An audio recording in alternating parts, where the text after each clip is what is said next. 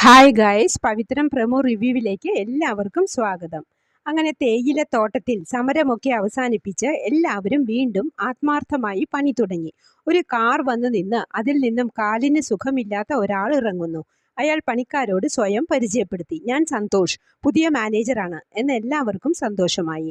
കൂട്ടത്തിൽ അയാൾ പറഞ്ഞത് പണിക്കാർക്ക് ഏറെ സന്തോഷമുള്ളതും ആശ്വാസമുള്ളതുമായ ഒരു കാര്യമായിരുന്നു. പഴയ മാനേജർ പറ്റിച്ചിട്ട് പോയ കാശ് മുഴുവൻ 3-4 തവണകളായി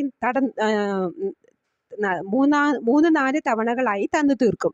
അതിനുള്ള ഏർപ്പാട് ചെയ്തിട്ടുണ്ട് എന്ന് പറഞ്ഞ് വേദയെ നോക്കി ഇയാളെ എവിടെയോ കണ്ട പരിചയം തോന്നുന്നു എന്ന് പറഞ്ഞു. വേദയുടെ മുഖമാകെ മാറി. അതേസമയം വിക്രം അനിയൻകുട്ടിയെ കാണാൻ വന്ന ഡോക്ടറോട് അനിയൻകുട്ടി സംസാരിച്ചു തുടങ്ങിയാലേ എല്ലാത്തിനും ഒരു വ്യക്തതയുണ്ടാകൂ എന്നും പറയുന്നുണ്ട്.